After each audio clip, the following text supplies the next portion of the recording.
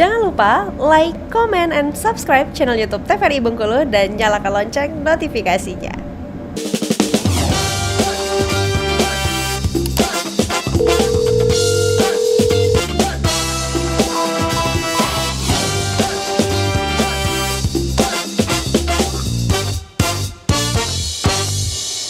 Sahabat sehat, terima kasih Anda masih bersama kami dalam Dokter Kito Bersama Kita Sehat. Dengan tema kita kali ini membahas mengenai hepatitis. Nah, kita kembali lagi bersama dua narasumber kita, Dr. Elsa dan juga Bang Agung. Sebelum kita lanjut ke Dr. Elsa, Julia mau nanya ke Bang Agung dulu nih Bang. Tadi kan Dr. Elsa menyampaikan bahwa memang tenaga kesehatan syukurnya sudah difasilitasi untuk vaksin ya, karena ini virus, jadi ada pencegahannya bisa melalui vaksin ya Bang. Kalau untuk vaksin-vaksin anak-anak yang biasanya difasilitasi juga ada polio dan lain sebagainya, apakah untuk vaksin hepatitis ini juga bisa didapat Bang? Oh, iya. Kalau untuk anak-anak ada ya, yang pertama itu kan ada HBsAg atau HB0, itu ada anak-anak.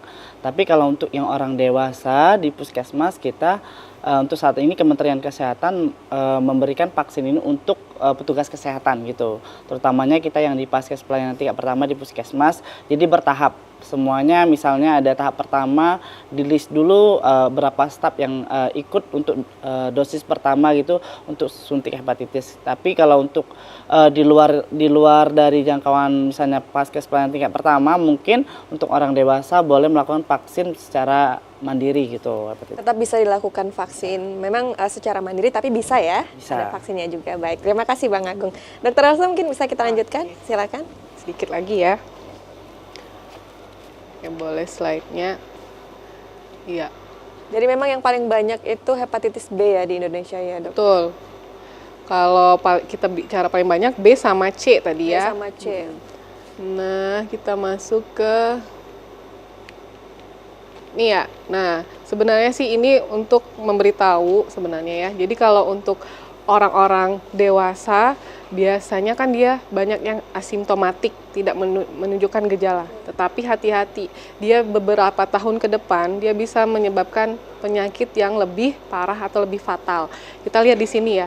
Jadi biasanya orang-orang yang kronik hepatitis, dianya sebenarnya terinfeksi. Ada nih hepatitis B atau A atau C seperti itu ya. Tetapi karena dibiarkan atau ketidaktahuan atau asimptomatik, dia 25% yang kronik tadi dia bisa berubah menjadi nih sirosis hati ya. Sirosis hati yang lama-lama bisa menjadi kanker hati. Nah, hati-hati ya. Jadi biasanya orang-orang yang hepatitis kronik ini kan dia karena nggak menimbulkan gejala jadi nggak tahu. Nanti datang-datang biasanya sudah seperti gambar yang di atas ini ya. Perutnya membuncit ya Dok ya? Betul, karena organ hatinya yang sudah membesar tadi ya. Kadang disertai dengan cairan, sudah adanya cairan seperti itu. Datang dengan perut yang membesar seperti itu ya. Terus nanti kalau gejala yang lainnya seperti lemas, tidak nafsu makan, seperti itu ya. Terus barulah ada tanda-tanda yang kuning seluruh tubuh, seperti itu. Kalau dilihat dari fisiknya itu betul-betul kurus ya Dok ya? Benar, karena kalau kita bicara kanker, sel-sel kanker itu rakus ya. Dia semua yang kita makan itu, sel kanker itu yang makan, jadi nggak ada lagi untuk yang diserap ke tubuh kita yang sehat-sehat ya. Jadinya kalau kita makan tuh bukan ngasih badan kita yang makan, tapi ngasih sel kanker itu ya. Hati-hati, makanya hati-hati.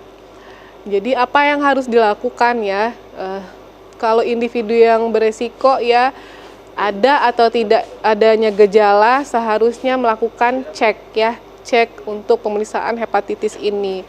Jadi kalau yang negatif bisa melakukan vaksin, kalau belum vaksin, kalau yang positif bisa melakukan pengobatan dan mencegah komplikasinya ya. Tapi kalau individu yang memang tidak beresiko ya, boleh menjaga pola hidupnya, terus menghindari faktor resikonya, seperti itu.